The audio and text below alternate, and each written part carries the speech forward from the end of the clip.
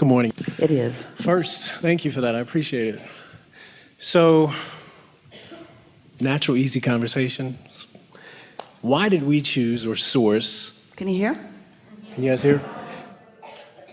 Is this better? Really?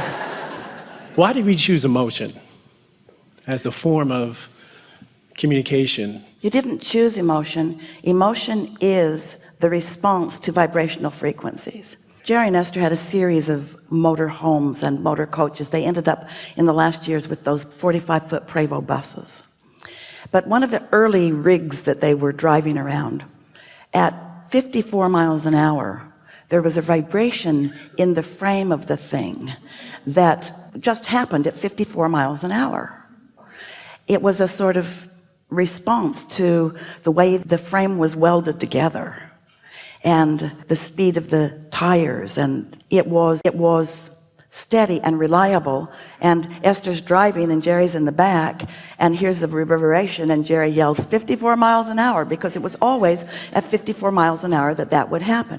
So it was a reverberation in response to some things that you would call physics of the world. Well, you have a physical being that is really a vibrational being. You are more vibration than anything else. So as we said a few minutes ago, that your inner being, who is a large part of you, even though most people don't really know that, a large part of the vibrational beingness that is you, is this non-physical energy that vibrates at a specific frequency in a range that you would feel or call very different. It would be hard for your physicists and scientists to calibrate these high frequencies, because in your human world, all of your equipment is contoured to frequencies that have more resistance in them. So it would be hard for you to find a piece of equipment that could really calibrate or understand or even read the frequency of this non-physical being that is you. So as you do what we talked about earlier, step one, and you know what you don't want and therefore ask for what you do want, you launch this frequency from a body of resistance into an atmosphere of no resistance, where it is immediately calibrated into that high frequency. That's the best way of describing it easily, where it is held in non-resistance, which means anytime something is held in non-resistance, it's an absolute certainty that it will manifest, because it is only the resistance that ever prevents anything from coming about. So your desire is held by your inner being in this state of non-resistance, but you still have an opinion or an attitude about it. So your inner being has a frequency about said subject, and you have a frequency about said subject, and the way those frequencies blend together is what equals whether you reverberate in your motorhome at 54 miles an hour. So sometimes the reverberation equals frustration. That's the way you translate it. Sometimes the reverberation equals ecstasy. When you are really in sync with your inner being, you are so close to the vibrational frequency of your inner being, and there is therefore so little perceived resistance, that that's when you feel some of those emotions. Why do the emotions come about?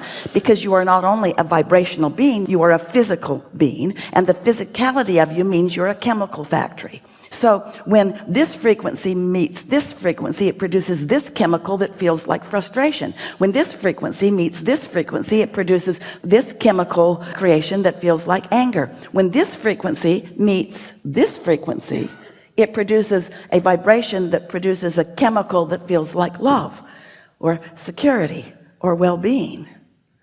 So your emotions are your indicator of the mix of vibrational frequencies between you and you. Best question about emotions ever. Best answer about emotions ever. Because vibrations and thoughts are turning to things, and since you live in a physical world, isn't it a nice thing that you have the guidance system? But it's not just a guidance system, it's a physical manifestation of the mixture of vibrations between the whole of who you are and the being that you are allowing yourself to be in any moment in time. As we had our experience with our friend here, you had the options of looking at it one way or the other, and the way you chose had a relationship with the way your inner being was choosing to do it. And the way your inner being was choosing to do it is the dominant vibration. In other words, your inner being is not ever going to join you in your vibration. If your inner being would find the same vibration that you've found about something, then there'd be no discord. Your emotion exists because of your harmony or disharmony with your inner being. But your inner being will never join you in a hateful thought. You're not ever going to feel good when you hate, ever, because your inner being's not ever going to join you. We used to use this example a lot. We say, if you saw someone on the street bleeding, we know you would go help them. But when you see someone flailing about in their discord and anger, often you don't want to go help them. You sort of want to get away from them, even though they really could use your help. Enough, or is there something more? Yeah, you often say there's nothing serious going on here. Are you referring to our experience, physical experience here on planet Earth, or just day-to-day life? Because you're looking at it from a bigger picture of... We're talking about all of it, but when we say here, we mean here where you are focused. And we usually say that when there is angst present, someone's worried about something. And what we mean when we say there's nothing serious going on is that we mean there isn't anything that you can't accomplish the way you want it. It's like this. We notice, as we are aware of the vibrational relationship that someone, anyone, or a lot of you, or all of you, mass consciousness is having between what you're focused upon in your physicalness and what your inner being is focused upon about the same subject. We notice that awareness of physical in the quest to fix something that's broken holds you in a place of discord that is unnecessary. But this is the piece that really gets to your question. The things that don't feel as important to you, you don't think about as much. And if you don't think about them as much, and your habit of thought is one of worry and pushing against, then if you don't think about it, things go better for you. So the things that feel easy to you or simple to you, you have less resistance about than the things that you really care about. It's the reason that we were offering you the story. It's as easy to create a castle as a button. The button just doesn't feel very important, so you have no resistance to it. The castle feels hard and out of reach, and so you introduce more resistance to a larger subject. And we were wanting you to put all the subjects in the same category: doable, havable, beable. You can be or do or have anything that you want, and one desire that you want is not less attainable than another just because you haven't done it yet, or maybe even because no one's done it yet, because the laws of the universe are standard and simple and always apply to all things. When you want something and you focus upon it without resistance, it's going to come into your experience no matter what it is. And so that's what we mean by that. Thank you. Okay, one more question. Thank you. I appreciate it. It's really, really good. You're really good at what you do. You know why? It's not just that we know what we know. It's that we understand what you want to know right now about what we know, because we know a lot more than you're asking for right now.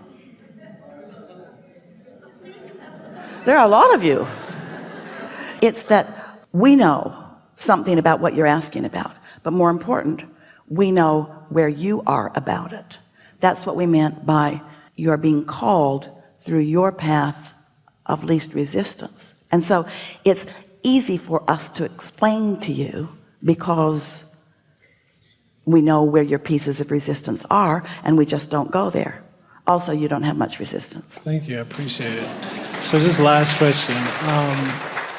This entire universe, this has all been cooked up just so we can thrive? You're cooking it up. Your thriving is you're cooking it up.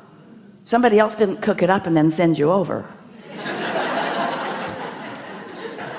Well, I mean, Yeah.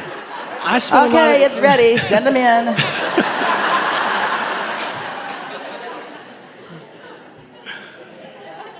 You're good. Thank you very much. I appreciate it. Thank you.